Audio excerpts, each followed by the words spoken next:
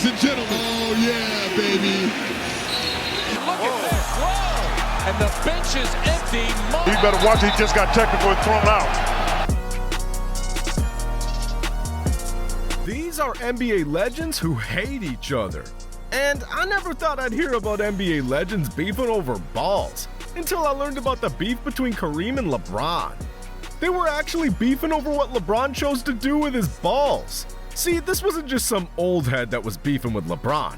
This was Kareem Abdul-Jabbar, a dude many players to this day still claim is one of the best players in NBA history. So, of course, he probably respects LeBron, since both of their basketball careers were almost identical. Kareem was considered to be the greatest high school prospect ever. And like Kareem, LeBron was also considered as the best high school basketball player ever. How good is LeBron James? Well, simply put, Dan, LeBron James is the best high school basketball player I have ever seen. Kareem and LeBron were both chosen #1 overall in the NBA draft. Kareem even made a huge number of all-star teams, won countless MVPs, won multiple championships, and even decided to play for the Lakers later in his career. And take a guess on who did too. Yep, LeBron. But crazy enough, that's what led to Kareem not only hating on LeBron, but straight dissing the king himself.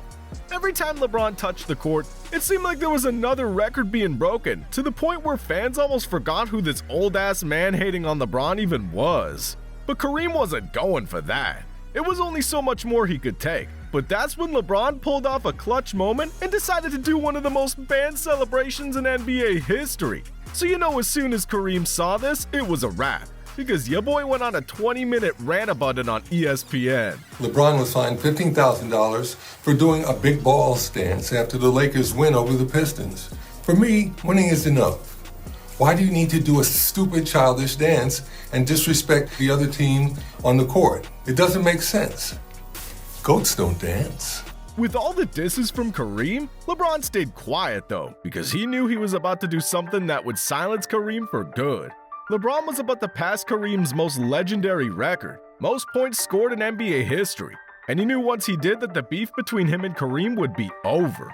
Right before closing in on breaking the record, the media was curious to know if LeBron and Kareem even had a relationship. But LeBron made sure to let people know it's only business over here. Do you have any thoughts on Kareem? And also if you have a relationship with him? No thoughts. And no relationship.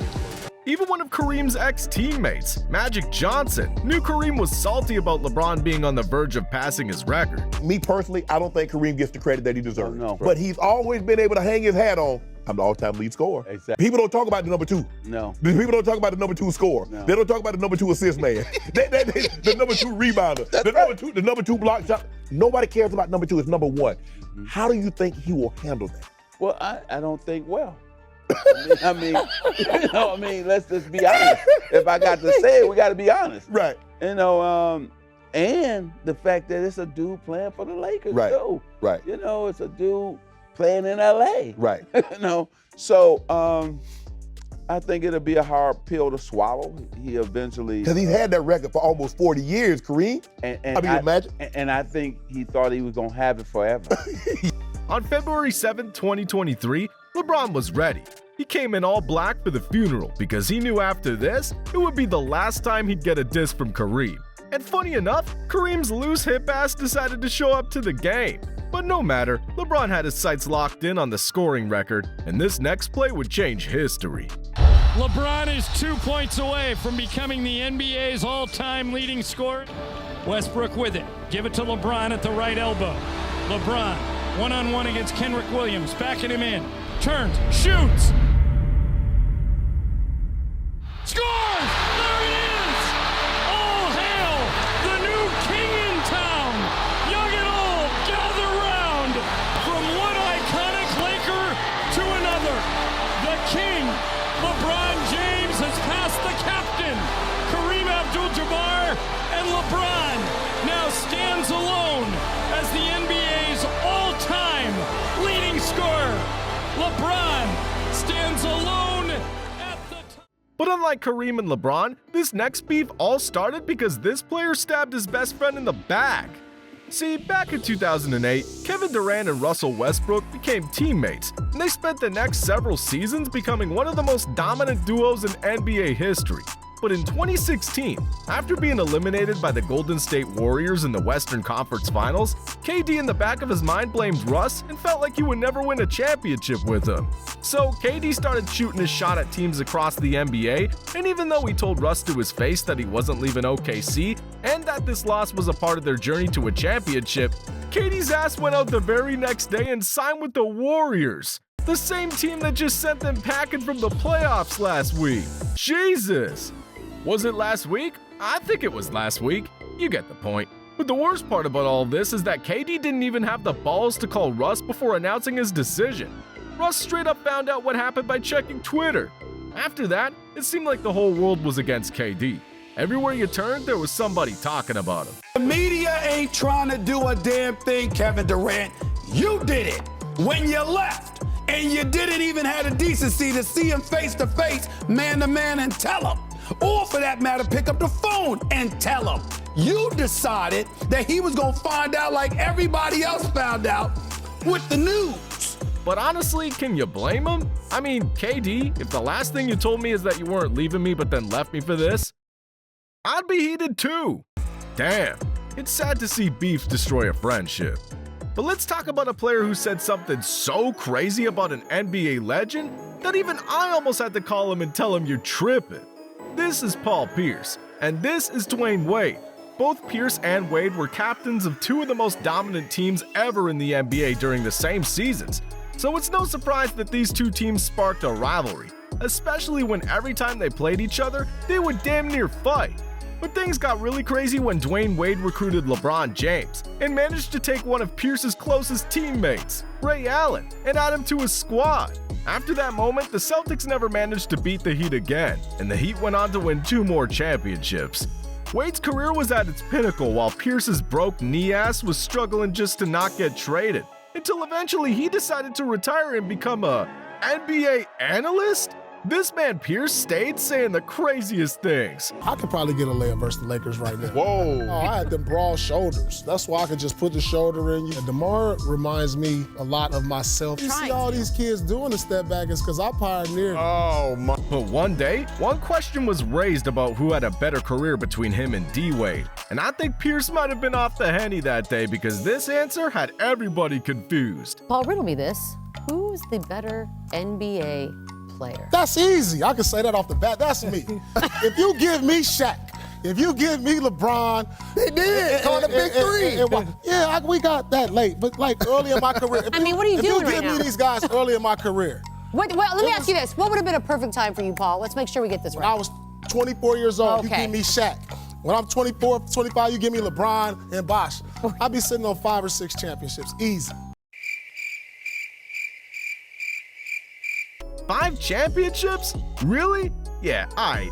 After saying all that, the very next day, every TV network let off rounds at Pierce. Where he incriminated himself is when he said he had a better career than Dwayne Wade. Dwayne Wade has 3 titles. You had 1. About 7 or 8 years out of 10, Dwayne Wade was in the conversation as one of the top 5, top 10 players in the NBA. That was not Paul Pierce. You got NBA seasons, 19 for Paul, 16 for Dwayne Wade. Playoffs, 14 to 13.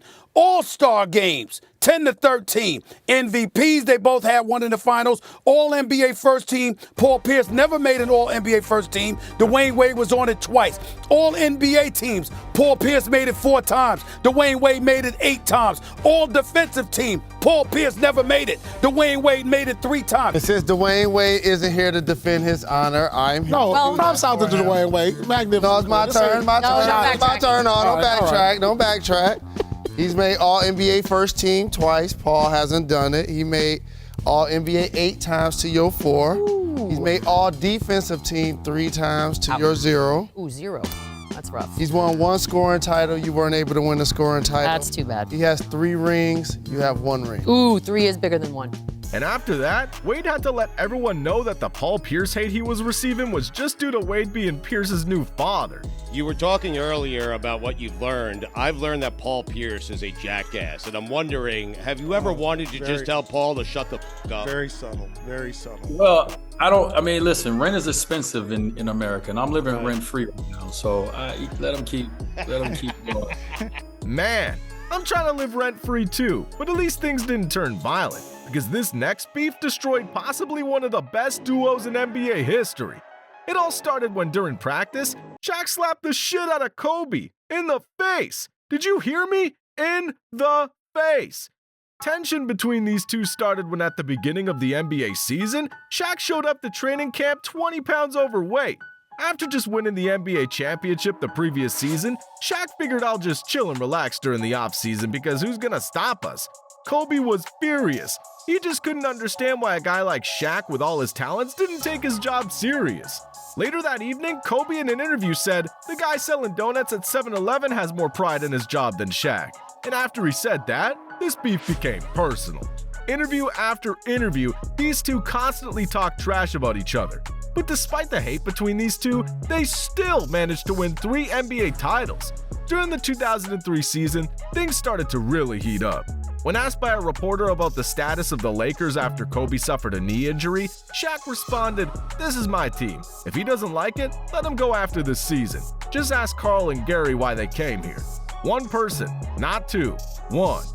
And after that comment, the Lakers organization decided they'd had enough and traded Shaq to the Miami Heat. Damn! When Kobe and Shaq finally met face to face after being on opposing sides, they both didn't have much to say. But years later, as time passed on, the two would publicly state how their relationships gotten better and how there was no longer any bad blood between them. Kobe went as far as giving Shaq his MVP trophy in the 2009 All-Star Game as a sign of the start of their new friendship and respect for each other. This let the world know they finally squashed their beef. Man, I really didn't know how that was gonna go, but you know what else I didn't expect to happen? This video to pop up right here. Yeah! These are how NBA legends really think about Anthony Edwards, aka Ant-Man, aka Mr. Steal Your Girl, aka click on this video before I steal your girl. What are you waiting on? Do it!